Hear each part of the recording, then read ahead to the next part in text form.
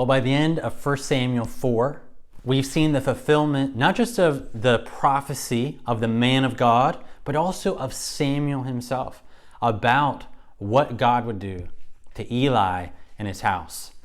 Eli and Hophni and Phinehas are dead. Samuel is being raised up, exalted in Israel, and the people know God is speaking through Samuel.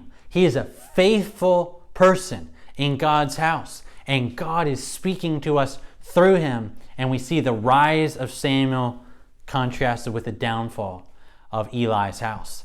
And we're optimistic, right? I mean, Samuel seems to be like a faithful priest, like God had promised he would raise up. He also seems a lot like Moses, as one that God is speaking through. Don't you remember that prophecy to Moses, that God would raise up another prophet like Moses who would speak God's words, and the people would need to listen to him. And Samuel seems to be like that. And Samuel also is taking leadership over the people like a king.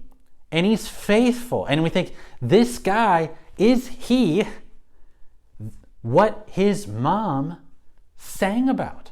In 1 Samuel chapter 2, he seems to fit the kind of person that God has been promising to raise up. And as we read more about Samuel, I think what we're going to find out is, he's very much like that. He's at least in the same kind of line like that. But it's interesting that Samuel's not actually going to be king over the people of Israel. He's going to be more like a judge over the people of Israel.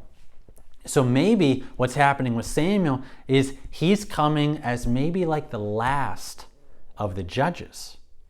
And maybe he's going to be the transition to what God's about to do with the people of Israel. But then we got to step back and think, okay, but wait a second. There's this really important piece of furniture in the house of God that, didn't it just get taken out to battle? Remember that? The Ark of God. Remember Hophni and Phinehas, the two sons of Eli? They foolishly took the Ark of God out into battle against the Philistines because they didn't really know the Lord. They just figured if we take the Ark out, surely that's going to help us. It's going to be like a good luck charm. We're going to win. That's certainly how the Philistines thought. They thought they were going to lose because the Ark of God was coming out. But they won. The Philistines did. And they captured the Ark of God. And so think about it. The Ark of God is now in Philistine territory. And we think, oh no, poor God, he's been captured, right? That's how you might feel like, oh, who's gonna protect the Ark of God out there in Philistine land? He's been captured. This is what you might think. This is, I think, what the Philistines are probably thinking. Hey, we've captured Israel's God. Not that he actually dwells in the Ark, we understand that, but this is how they would probably be thinking. And they take the Ark of God, and what do they do with it? They take the Ark of God and they put it in the house of their own god, Dagon. And they set the Ark of God next to their god, Dagon. You know what happens? Next morning they come in.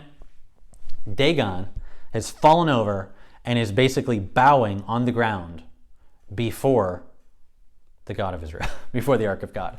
And so what do they have to do? They got to go in and carefully, they got to pick up their God and they got to put their God back on his feet. Isn't that the kind of God that you want? One that you got to pick up and put back on his feet. Well, the next day they come in and what's happened? Dagon is back face down on the ground, but his head and his arms have been broken off. Right? You think God knows how to protect himself.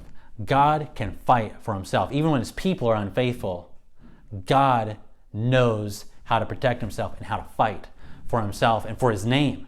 And he's showing the Philistines their God is nothing in comparison with him. And God doesn't just afflict the God of the Philistines.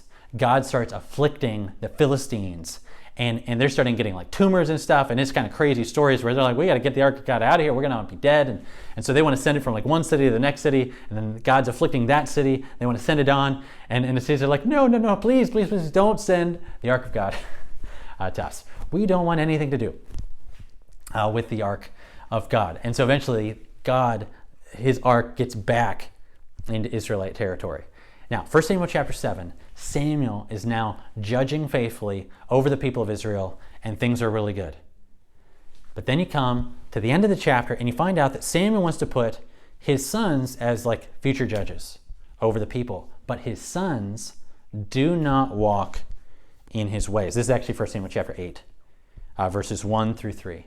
Samuel's sons don't walk in the ways of their father. And so we find out there's not going to be a continuation of the judges. There's not going to be a continuation of Samuel's line. In fact, the elders of Israel come to Samuel in 1 Samuel chapter 8, verse 4, and they gather together and they say, look, you're old and your sons don't walk in your ways. Now appoint for us a king. Now you hear that? That's good, right? That's what we would think. Because Samuel's mom sang about a coming king. God has wanted to raise up a king, especially from the tribe of Judah, over his people, really to rule the world. And now they say, Samuel, your sons aren't faithfully following the Lord. They don't walk in your ways. So give us a king. And you think, this would be what God wants, right? But look at what they say.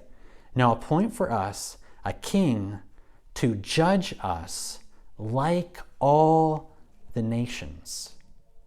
And I think what we see in that is they don't want a king because they want to follow the Lord. They don't want a king who's going to be faithfully serving under the Lord, over the people, representing God before them. That's not what they're looking for. They want a king. Why? Because they just want to be like all the other nations.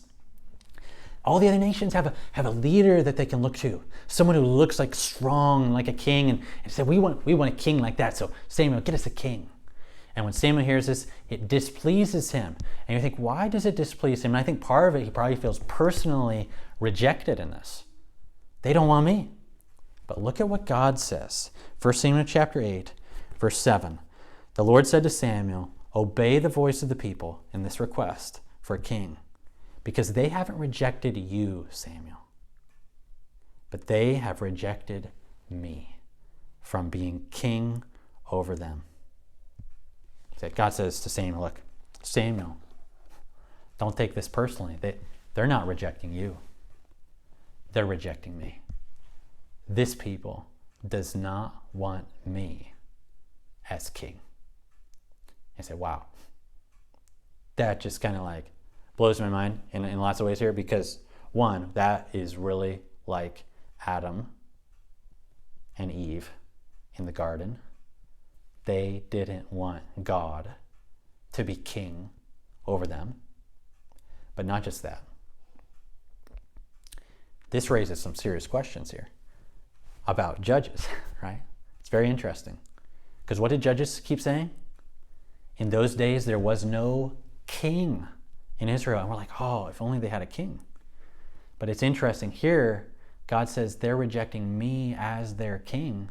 You say, did they have a king or didn't they during the time of Judges? Well, and I think that's a question worth thinking about. On the one hand, say, well, there wasn't a king. There was no visible king. And God does want to raise up a king in his time, a king who's like the kind of person he wants. He does want to do that. But on the other hand, God has always been there as their king, even during the time of Judges, but they didn't live as if he were their king. And now explicitly, they are saying in this request, we don't want God as our king over us. And God tells Samuel, give them what they want. You warn them what it's going to be like to have a king. And he does. And the people say, no, what we want, a king. And so 1 Samuel chapter 9 introduces you to a really tall, a really handsome man from the tribe of Benjamin. You know what kind of man he is? His name is Saul. He's a man who looks like a king. And they think, this guy, wow, he'll be a great king, right? Because he looks like a king. And we think, yeah, sure. He looks exactly like a king if you have never read 1 Samuel 2 and heard Hannah's song, right? Because he can check off all the boxes of what a king looks like when you look at Saul, this tall, handsome man from Benjamin, as long as you don't look and listen to Hannah's song. Because that song gives you a lens through which you can determine, is this the kind of king that God wants to raise up? Someone who's tall and strong and handsome, who looks powerful and looks like a king? Is that the kind of king that God wants to raise up? Or is God going to raise up the humble in heart out of the dust? Is there going to be a future for that tall, handsome man from Benjamin? What do you think? And maybe it matters even that he's from the tribe of Benjamin. Because do you think that's really where God wants to raise up his king from? We'll have to look at this next time.